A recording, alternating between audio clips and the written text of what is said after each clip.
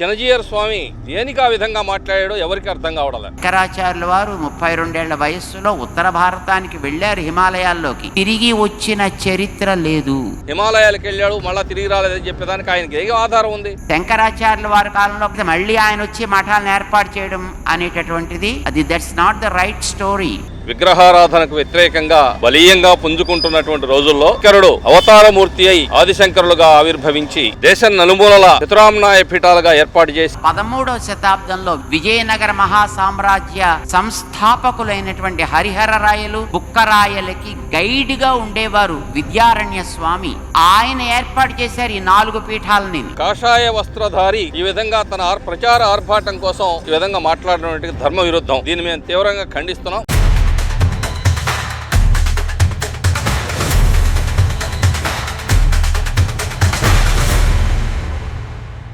Welcome to sauce TV. నేను మీ అభిజిత్. జగద్గురు ఆదిశంకరాచార్యులు శుద్ధ వైష్ణవుడని, దేశం నలుమూలలా ఉన్న చతురామ్నాయ పీఠాలు ఏర్పాటు చేసింది ఆయన కాదని చినజీయర్ స్వామి చేసినటువంటి వ్యాఖ్యలు ఇప్పుడు వైరల్గా మారాయి. అయితే ఈ వ్యాఖ్యలను ఖండిస్తున్నారు ఏపీ బ్రాహ్మణ కార్పొరేషన్ డైరెక్టర్ ఉచ్చి భువనేశ్వరి ప్రసాద్. నెల్లూరులో ఉన్నారు వారితో మాట్లాడదాం. అసలు ఎందుకు ఖండిస్తున్నారు, కారణం ఏంటి, ఆయన చేసినటువంటి వ్యాఖ్యల్లో వివాదాస్పదం ఏంటి తెలుసుకుందాం. చినజీయర్ స్వామి చేసినటువంటి వ్యాఖ్యలు వివాదాస్పదమయ్యాయి. మరి ఎందుకు వివాదాస్పదమయ్యాయి, దీన్ని మీరందరూ ఎందుకు వ్యతిరేకిస్తున్నారు? చినజీయర్ స్వామి వారు ఆ వ్యాఖ్యలు ఎందుకు చేశారో హిందూ సమాజానికి అర్థం కావడం లేదు. అసలు హైందవ సమాజానికి ఆది గురువు శంకరాచార్య వారు. శంకరాచార్య వారు దేశంలో ఒక విశ్వాసం, విగ్రహారాధనకు వ్యతిరేకంగా బలీయంగా పుంజుకుంటున్నటువంటి రోజుల్లో శంకరుడు అవతారమూర్తి అయి ఆదిశంకరులుగా ఆవిర్భవించి ఈ దేశంలో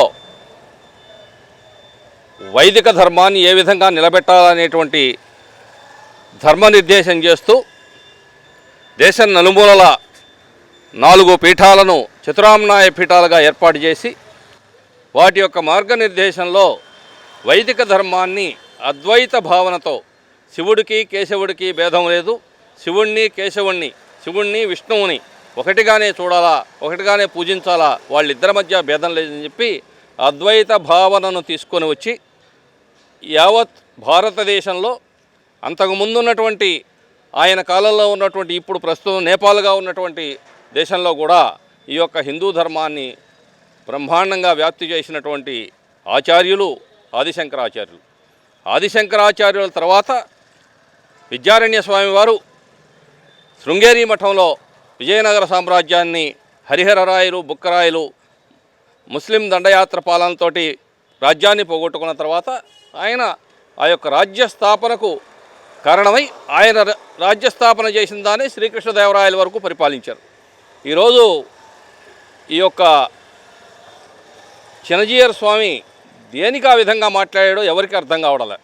ఆయన కేవలం ఒక తన యొక్క ప్రచార ప్రాబల్యం కోసం ఈ విధంగా అసందర్భమైనటువంటి వ్యాఖ్యలు చేశారనేది అనిపిస్తూ ఉంది. ఆదిశంకరాచార్యుల వారు వైష్ణవులని 32 ఏళ్ల తర్వాత ఆయన తిరిగి వచ్చినట్టు ఎక్కడ ఆధారాలు లేవని, అంటే తిరిగి వచ్చినట్టు లేదు కదా, అటువంటి టైంలో అలా ఎలా జరుగుతుంది అని ఆయన చెప్తున్నారు. ఆదిశంకరాచార్యుల వారు వైష్ణవుడు అని చెప్పి ఈయనకు ఎవరు చెప్పారు? ఈయనకు ఎవరన్నా చెప్పారా? ఈయన ఏ కాలం వాడు?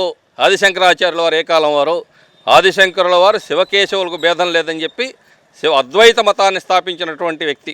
అదే అద్వైత మతమే కాకుండా ఈరోజు షణ్మత స్థాపనాచార్యగా ఈ షణ్మతాన్ని స్థాపించి వాళ్ళ యొక్క పూజా విధానాలు షణ్మత విధానంలో తీసుకొని వచ్చినటువంటి వ్యక్తి ఆదిశంకరాచార్యుల వారు. ఆదిశంకరుల వారు వైష్ణవుడా, శివుడా అని చెప్పేదానికి ఈయనెవరని, ఈయనకేం సంబంధం అసలు? ఈయనెవరైనా ఎవరన్నా ఏమన్నా నువ్వెవరని అడిగితే ఏం చెప్తాడు? కాబట్టి ఇవన్నీ మానుకోమనండి. ఆదిశంకరాచార్యుల వైష్ణవుడా, శివుడా అనేటువంటిది ఎవరి హిందూ సమాజానికి అనవసరం. ఎవరు అడగడంలా. వైష్ణవులు వచ్చి మీరు శైవులా వైష్ణవులా అని అడగల. ఈయన ఎందుకు భేదాభిప్రాయాలు తేవడం? ఒక కాషాయ వస్త్రధారి ఈ విధంగా తన ప్రచార ఆర్భాటం కోసం ఈ విధంగా మాట్లాడినటువంటి ధర్మ విరుద్ధం. దీన్ని మేము తీవ్రంగా ఖండిస్తున్నాం. ఇది ఒక పీఠాధిపతి, ఒక కాషాయ వస్త్రధారి కాబట్టి ఆయన్ను దూషించకుండా ఈరోజు మేము సౌమ్యంగా ఈ సమాధానం చెప్తున్నాం. ఈరోజు చతురామ్నాయ పీఠాల్లో మనకు శృంగేరి దక్షిణామ్నాయ పీఠంగా, ద్వారకా, పూరి ఇతరత్ర 4 పీఠాలను తీసుకొని వచ్చి ఆయన స్థాపించి ఆ 4 పీఠాల ద్వారా ఈరోజు ఎక్కడ స్వామి ఉన్నా కూడా, ఎక్కడ పీఠం ఉన్నా కూడా వాటి అనుబంధ పీఠాలే తప్ప తర్వాత ఆయన చేయలేదు. ఆయన 32 సంవత్సరాలు బతికాడు, 32 సంవత్సరాలు జీవించింది వాస్తవం.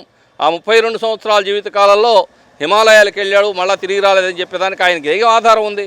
ఈరోజు ఈ భారతీయ వాన్మయంలో, హిందూ వాన్మయంలో వ్యాస మహర్షి తర్వాత ఇంతటి వైదిక సంప్రదాయ ఆచార వ్యవహారాలకు సంబంధించినటువంటి గ్రంథాలను అందించినటువంటి వ్యక్తి ఎవరైనా ఉన్నారంటే ఆయన ఆదిశంకరుల వారే.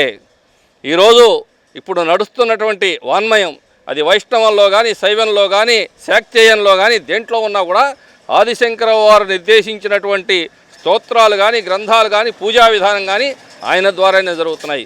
దేనికి చెప్తున్నాడో ఏదో ఒక రాజకీయ నాయకుడు మాదిరి ఈ జీఆర్ స్వామి తన యొక్క ప్రాబల్యం నా వార్తల్లోకి వస్తాం, పేరులోకి వస్తుందని చెప్తే హిందూ సమాజం క్షమించదని చెప్పి ఈ సందర్భంగా తెలియజేస్తున్నాం. సో హిందూ సమాజం ఇటువంటి వ్యాఖ్యలను క్షమించదు, ఖచ్చితంగా ఇటువంటి వ్యాఖ్యలు చేయడం సరికాదని తెలియజేస్తున్నారు ఉచ్చి భువనేశ్వరి ప్రసాద్. కెమెరామెన్ మహేష్తో హుసేన్, సాస్ టీవీ, నెల్లూరు.